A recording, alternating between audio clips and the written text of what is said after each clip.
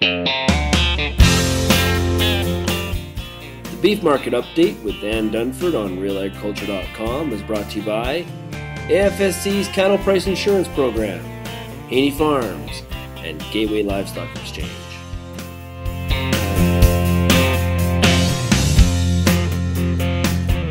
We're joined right now on RealAgriculture.com by Ann Dunford from the Gateway Livestock Exchange for the Beef Market Update. Welcome today, Ann.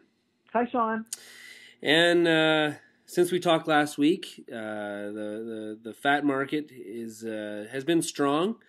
Where are we at this week?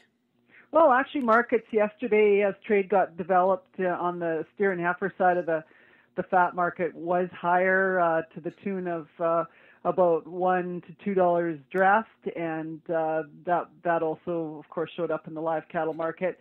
Not a very deep market, not a lot of cattle trading. Of course, we talked about that last week. Cattle numbers are fairly current and fairly tight at this point in time, but nevertheless, fat market strong, and of course that continues to carry over into the feeder market as well. And we're booking fat cattle still a good 2 to 3 weeks out? Yeah, most of the bids that we were seeing yesterday were for a full 3 weeks out. Okay. Prior to doing the interview here, I usually talk to producers and kind of get a feel for what sort of the mindset. I talked to 4 this morning, and all 4 had the same question: what's happening with Montana calves coming north?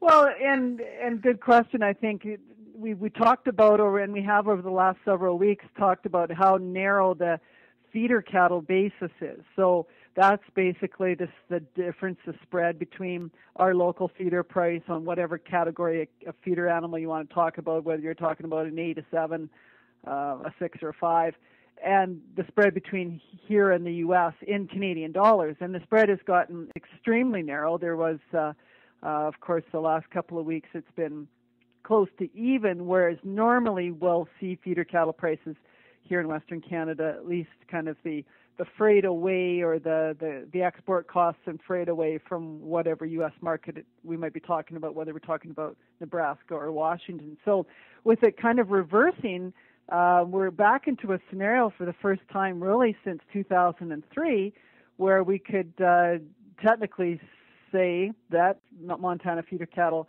are priced below what would be the net value here on feeder cattle in southern Alberta. So that's the old, if you remember, Sean, the restricted feeder cattle program that was put into place in the I think 1999. We imported feeder cattle in 2000, 2001. Of course, we didn't in the drought of 2002, but that program was in place to see cattle move into. Now the key is move into terminal feedlots, so cattle feedlots that cattle are going to move to another terminal feedlot or direct to slaughter here in this country. So there are most certainly restrictions around the program, and I would not be at all surprised to see, especially with the talk right now, that some feedlots in southern Alberta get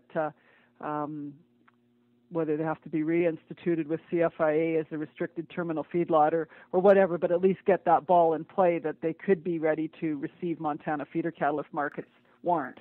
So so can they come north, be fed, and then ship back south? And then how does that work with cool?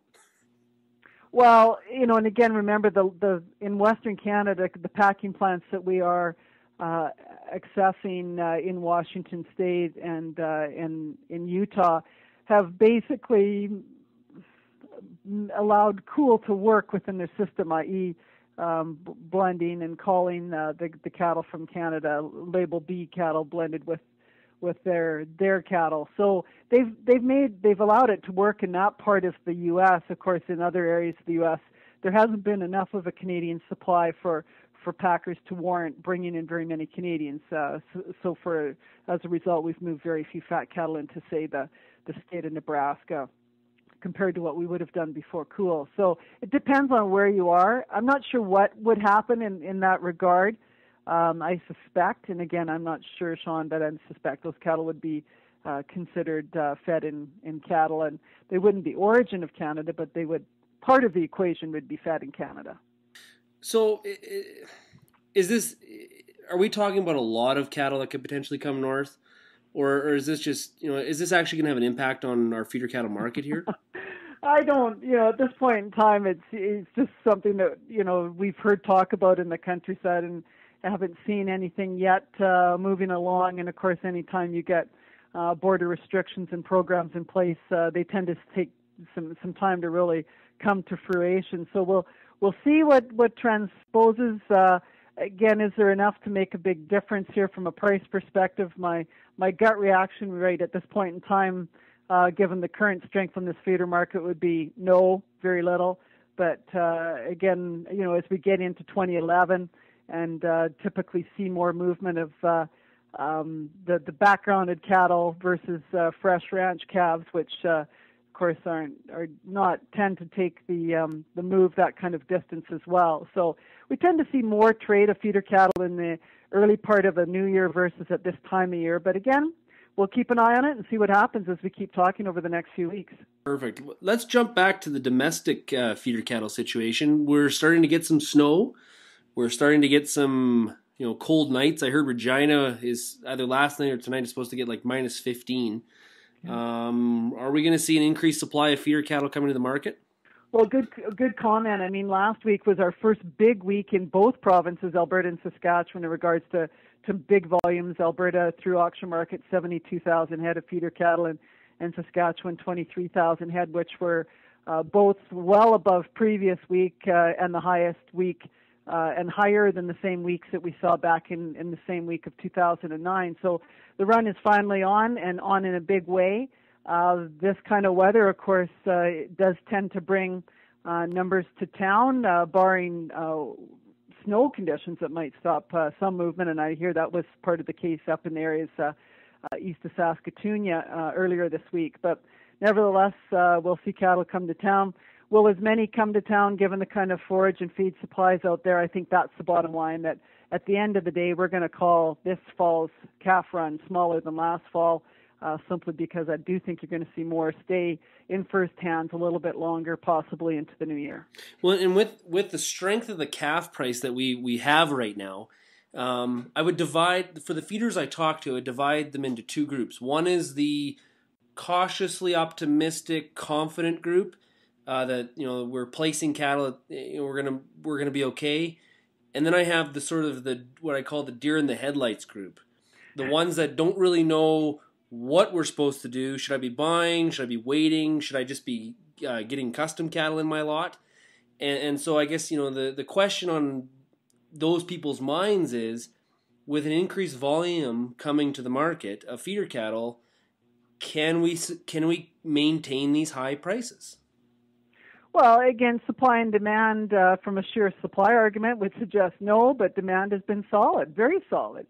So, as soon as one buyer tends to step off, there's a buyer from somewhere else, whether it's from Eastern Canada or, and you've got so many different buyers on the marketplace here, whether it's grass buyers going after the lighter end or finishing lots going after the heavy end of these calves, and in the middle, of course, your backgrounding yards. So you've got a little bit of very much a mixed bag out there in regards to who's chasing what, when, where, and how.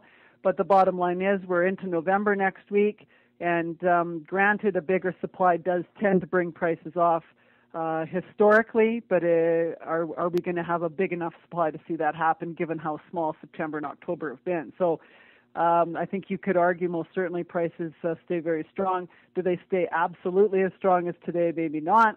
But again, big risks involved for the kind of dollars that we're looking at today. So understandably cautious buyers, but pretty happy sellers. Yeah, exactly. Well, Ann, thanks a lot, and we'll talk to you again next week. Okay, thanks, Don.